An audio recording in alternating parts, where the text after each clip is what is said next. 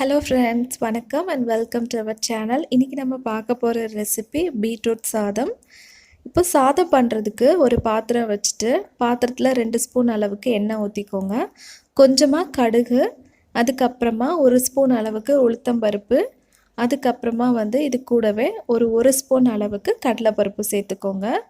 3 காஞ்ச மிளகா, கொஞ்சமாக கருவேப்பிலை சேர்த்துக்கோங்க. காஞ்ச மிளகாவை நான் நல்லா கட் பண்ணி சேர்த்துருக்கேன், பிச்சு போடாமல் கட் பண்ணி சேர்த்துருக்கேன். இப்போ இது கூடவே ஒரு வெங்காயம், மீடியம் சைஸ் வெங்காயம், பெரிய வெங்காயம் பொடியாக கட் பண்ணி சேர்த்துக்கோங்க. சேர்த்துட்டு இதை நல்லா வதக்கலாம்.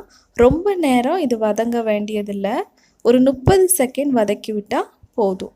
இப்போ நான் ஒரு பீட்ரூட், மீடியம் சைஸ் பீட்ரூட்டை நல்லா துருவி எடுத்து வச்சுருக்கேன். அதையும் இது உள்ளோடி சேர்த்துட்டு நல்லா இதை கிளறி விட்டுக்கலாம். இப்போ இது கூடவே இந்த பீட்ரூட்டுக்கு தேவையான அளவு உப்பு சேர்த்துக்கோங்க. நான் சாதம் உப்பு சேர்த்து சாதம் வடித்து வச்சுருக்கேன். அதனால் இப்போது இந்த காய்க்கு தேவையான அளவு உப்பு மட்டும்தான் நான் இதில் சேர்த்துருக்கேன். சேர்த்துட்டு இப்போ இந்த பீட்ரூட்டில் இருக்க தண்ணி எல்லாம் நல்லா போகிற வரைக்கும் இதை வதக்கிக்கலாம். ரொம்ப நேரம் தேவையில்லை, ஒரு 2லேருந்து 3 நிமிஷமே போதும். தண்ணி எல்லாம் நல்லா போகிற வரைக்கும் இதை நம்ம வதக்கிக்கலாம். ஒரு பொரியல் பதம் இல்லையா, அந்த அளவுக்கு வர வரைக்கும் நம்ம வதக்கிக்கலாம்.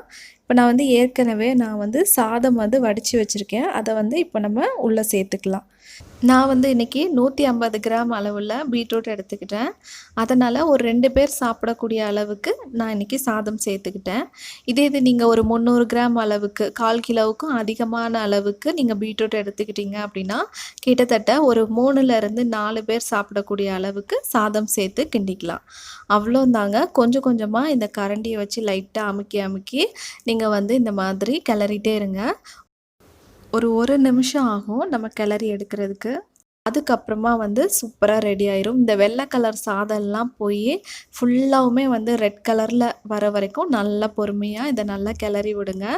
சூப்பராக ரெடி ஆகிடுச்சு. குழந்தைங்களுக்கு நம்ம பொரியலாக செஞ்சு கொடுக்குறத விட இந்த மாதிரி சாதமாக செஞ்சு கொடுத்தோம் அப்படின்னா ரொம்ப விரும்பி சாப்பிடுவாங்க.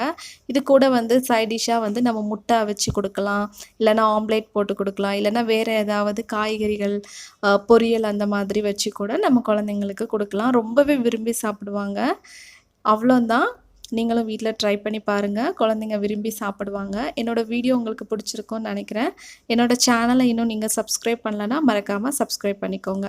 இவ்வளோ நேரம் இந்த வீடியோவை பொறுமையாக நீங்கள் பார்த்ததுக்கு ரொம்ப நன்றி.